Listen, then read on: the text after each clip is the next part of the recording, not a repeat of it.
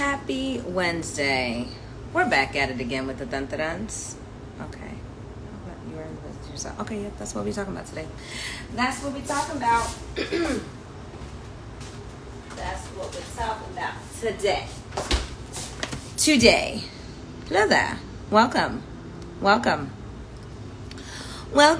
Come on in. It's lunchtime for some, breakfast for others. Welcome. So today we're just going to talk about being in the business of yourself. And this came across a number of different,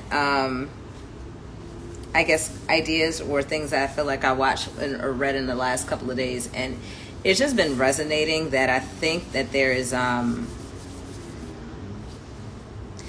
a shift happening as it pertains to the labor marketplace. And I don't want us to wait for us to realize that we should have moved accordingly, meaning that we should have really operated like businesses even though we may be working 9 to 5s. I feel like earlier in my career, before I even decided to go into career coaching full time, I had always kind of identified as an intrapreneur, for lack of better words.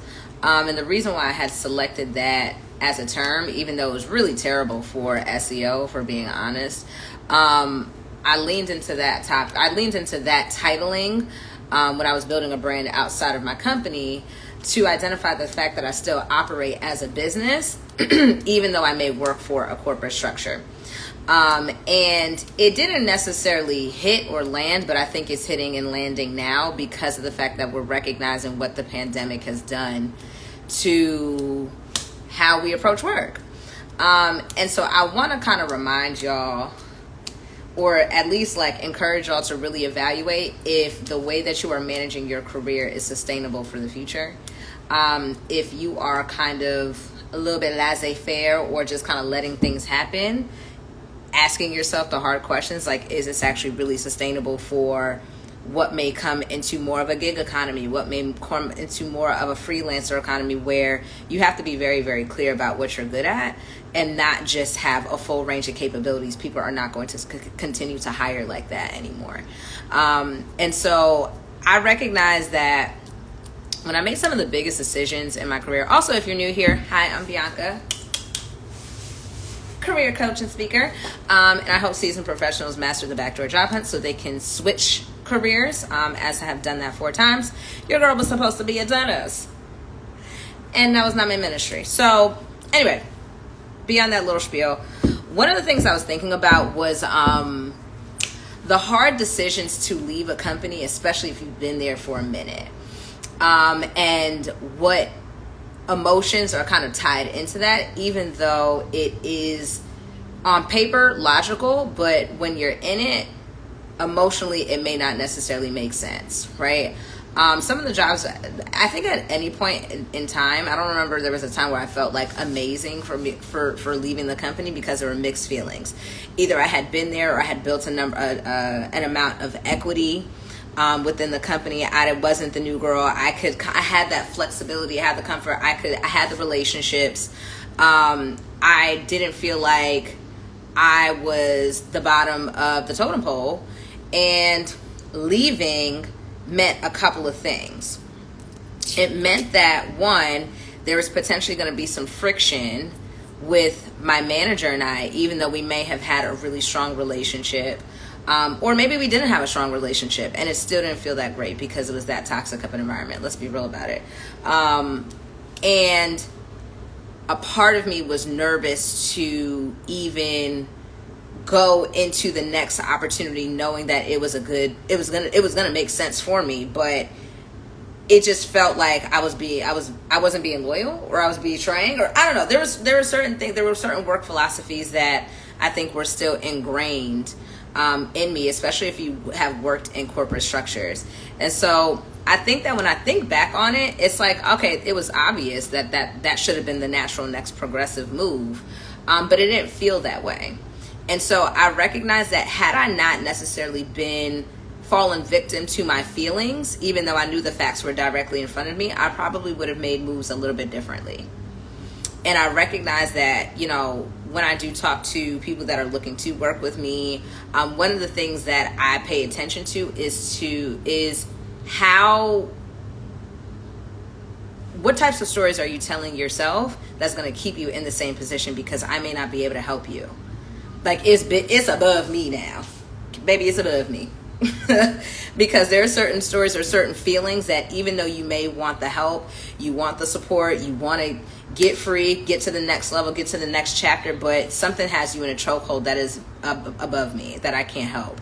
And I think that sometimes it ties back over into how we view ourselves over at work, right? Not feeling like maybe you're the go-to person, and maybe you actually like, not to therapize the chat, but maybe you've kind of created some level of like a codependent relationship to your feeling to be needed. I don't know. I ain't a therapist. Don't ask me no questions. But there may be that. There could be a sense of, are you going to be successful? Are people doubting you? Are you doubting you? Is maybe if you've grown up in a first gen dynamic, like I have as well too, being able to tell your parents or to tell your peers or whomever that you're making a move and it doesn't make sense to them. So now it's like starting to question your ability to make judgments for yourself, so you don't do it fast enough, even though you know it's going to be good for you. I think at a certain point, when you are in the business of yourself, you have to learn how to trust what is good for you, and not for what Google article came up and said, this is what you should be doing at this point. You can take those things into account, but ultimately, like, if you're miserable at your job, or if you're bored, or you realize you could be making more money, or if your manager getting on your goddamn nerves, like, those things are not Googleable. They're not. They're just not. They're not Googleable. And at some point in time, you have to have a staff meeting with yourself, okay, and figure out what's going to be what for you. And I think that has been the difference in terms of people that I have seen have had the greatest success, is that they're very clear about what works for them and what doesn't. And they don't feel ashamed about it, or they're not apologetic about it either. I think that there is a level of guilt for leaving. Actually, I wrote down notes because I knew that I was probably going to go on a tangent and forget as I'm over here trying to cut up strawberries, but whatever. The friction in relationships, right? Especially if you have not been in a good working environment. That has been a reason why I think in the past I haven't moved faster enough on certain career moves, and that I've seen that's a continuous pattern. Is like, am I going to lose out on these relationships, especially people that have invested in me? Are they going to feel away? Or even for a manager or somebody that you work closely with, and it's just like, you shouldn't care about what they think, but to a certain degree, interacting with somebody that has that level of negativity or toxicity to your spirit, it does start to play. It starts to play into how you view the situation. It can kind of distort your reality. I think that there are ways that we can allow for a business structure to dictate what our career moves are versus like what we know is actually good for you. This feels like more like life coaching than career coaching. Meh. But it's the truth. And I'm not a life coach either, so I don't want anyone to misclassify your girl. But I think that maybe some questions to help you, to kind of help you evaluate if you're truly in the business of yourself, is thinking about what are the things that I could be doing in my career that I'm just choosing not to do. Like, what am I choosing not to do, even though I know it would be a good situation for myself, or it'd be a good opportunity for myself? Because most of the times, like, if you think about it, like, most resources, most, self-help, get to the next level. Yes, there are certain strategies and formulas and systems that can make things faster and quell the experience of anxiety that you have, especially if you're going into a chapter of uncertainty, right? That makes sense. But when it comes down to like asking yourself, like, what could I actually be doing that I'm not doing, that I refuse to do because it just is that uncomfortable for me? But I still want to be paid. I still want to see more than six figures. I still want to clear 200K. I still want to, buy the condo. I still want to do these things. But for whatever reason, a former version of myself has me in a chokehold, and I'm not willing to do it. So I think that is there is the way, again, like I asked this at the beginning, is the way that you're approaching your career actually sustainable? I knew if it wasn't for me, I knew that at a certain point I started to see a pattern in the types of companies that I was working for, and the types of managers especially too, which required me to smarten up on the types of questions that I would ask during interviews to make sure that I wasn't walking into some thug shit, okay?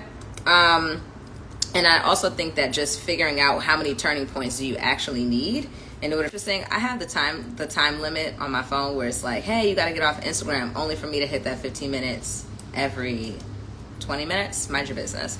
Yeah, I guess some of the questions that I asked during the interview process for the majors is, what was your turning point in terms of recognizing that you actually needed a career switch? And then it becomes like there are many of them. And it's just like, okay, well, if there were many turning points, why didn't you turn?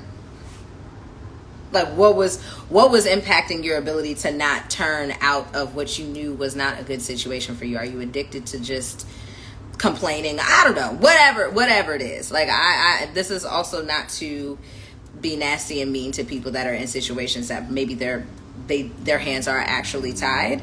But I'm just kind of like shifting out of the business of feeling like I'm coddling through content when I talk about toxic work environments.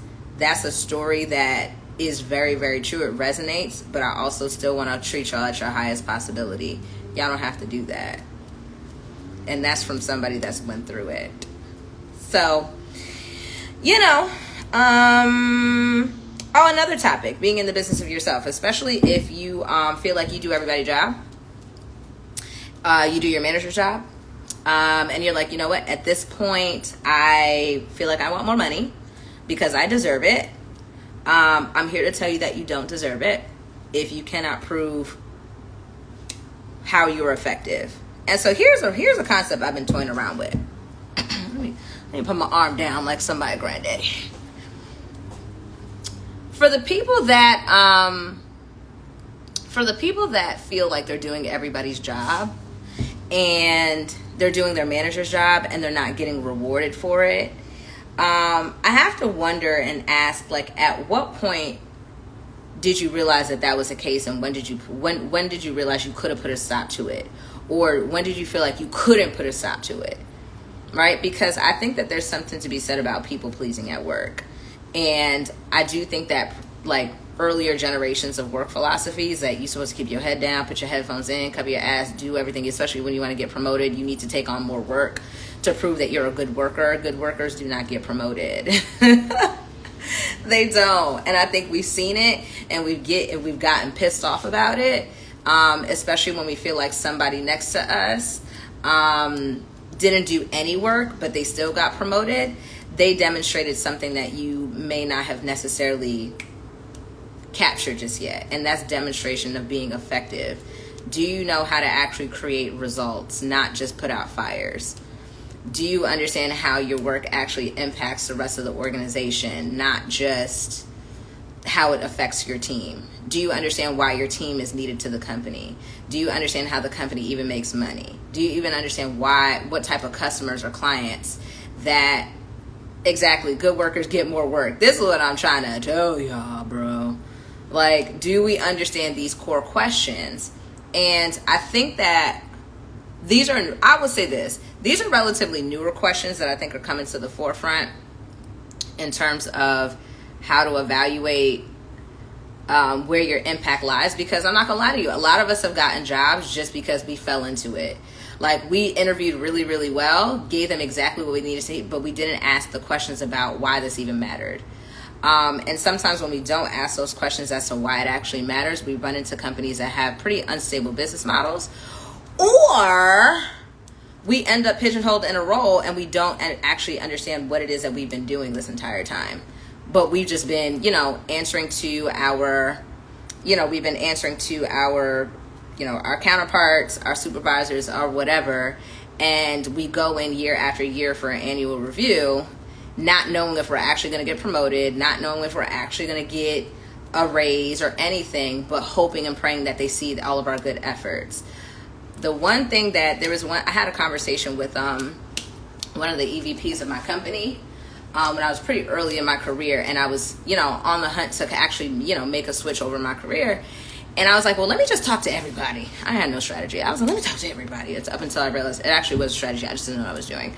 And one of the things that he said to me was just like, Bianca, I'm going to tell you this once, and it stuck with me for years on after, is your job will always be on this company's website. Your career will not be. You have to take advantage. You have to manage that. That's not something that we could do. So, in somebody telling me that's working at their company, I have to start asking some different questions, y'all. And so I think that and then also recognizing the direction that we're going in within the labor marketplace, y'all really got to know what you're good at. And something I was thinking about? I actually think that you should play more to your strengths than trying to overcompensate for your weaknesses, because I do think that that's where a lot of seasoned professionals get effed up. Like the feeling of like, oh my gosh, like I don't have all these qualifications. I need to, make sure I'm perfect in all these other aspects. Or you're looking at job descriptions and you're like, not applying because you're not 70% qualified in some way. I think that there's something to be said about the fact that, sorry y'all, I got emails coming in like, I didn't put this thing on Do Not Disturb. That's crazy. I think that there's something to be said about like understanding what you're good at so you can actually interview with confidence against that. That's something that I work with my clients on. So there are going to be areas that might be critical that you may not be good for. And that might not be the right role for you. But we actually strategically outline what roles are going to make the most sense. But when you're interviewing, you should be interviewing from a place of confidence. You shouldn't be capping. You shouldn't be trying to pretend like you know how to do the role, because everybody can sniff bullshit even through an interview. And then you don't need to overdo it on the jargon when you're interviewing. And, I think that that's another concern is like, oh my gosh, like how do I feel like I'm rambling, but y'all still with me. Oh my gosh, I don't really know how to interview her, how to use the right words or in the right, or am I using the right language? Or do I have to be extroverted in order for me to actually interview well, et cetera, blah, blah, blah, blah. I actually don't think you need to be an extrovert to interview well. You need to be present, but you don't have to be, hey, Bill, excited to be here, huh? Like you don't. Do you like that right here? It's my leg. I actually don't think you need to be that person. You need to be present, and you need to use you need to showcase that you understand their problem on the team. That's what's more important than you using jargon or words that you have no idea what the context is. Communication during interviews is more so about focusing on being understood than it is about trying to be perceived as qualified. Do we both understand each other? And even if it's a matter of me speaking in the very bare bones language or giving you, sometimes these storytelling techniques of just speaking in layman's terms are more effective than it is coming up with some of these jargon terms that have nothing to do with nothing. Some of them are relevant, but not all of them. So, y'all jump on here and just let me rant. And y'all come back every single time. I'm on to y'all. There's something there. I don't know if I have any other notes or anything else to talk about. How we talk to ourselves. Yeah, we talked about that. We talked about friction. Anyway, I'll say this because I actually do have to cut up my strawberries. And jump into another call. I haven't listened to Beyonce's album. Don't shoot me. I haven't listened to Drake's album. I haven't listened to it yet. Listen, your girl been in the lab, Pentapad, okay? I'm trying to get to it. I'm going to get there. Give me some time. I heard Beyonce telling everybody to quit their jobs. Okay. Wow, let me go get the context on that one. But I'll say this, right? At a certain point in time, I think that there's going to be more of a conversation about you being in the business of yourself if you actually understand what you're good at. and doing the things that you know that you need to do, and stop asking for permission. It's so good. Okay, I'm gonna listen, y'all. I'm gonna listen. I didn't say I wasn't gonna listen. I just didn't listen yet, right? Y'all overwhelmed me. She's saying quit. Everyone, it's too much. But anyway, I'll say this. If you're in the business of yourself, make the decisions for yourself. And you don't need too much over validation or permission for the things that you actually want to do.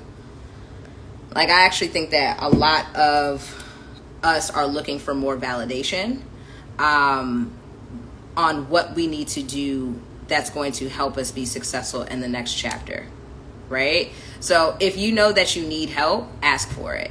If you know that you need a mentor, go get one. If you know that you need to stop playing around with yourself, stop playing. Play the lotto before you play with yourself, right?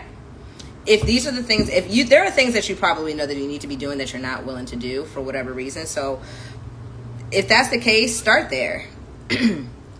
Start there and get real with yourself, because I do think that for me, when I decided to either go get a career coach or talk to my mentor or tap in with my friends or to invest in whatever resource, etc., I was actually clear on the fact that I needed the help, and it wasn't solely for validation. It was like, okay, I'm ready. Like, let me stop playing with me. So anyway, I may come back on here tomorrow, because I just wrote this down over my Apple Notes. I was like, I feel like this might be a good topic to talk about based on what I've been talking about all day. If you are, I think Major's application is closed tomorrow, but I don't know if there are any more spots for interviews anymore.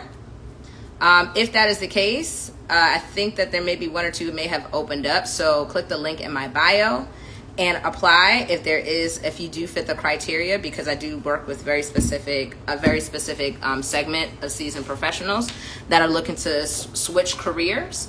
And if you want to work directly with me, go for it. If you feel like you got everything that you need, or you can get that over on my Instagram, on my emails, on my TikToks, do that as well too. But in the meantime, yeah, I'm gonna see y'all on the flip side and stop playing around. Love y'all. Bye.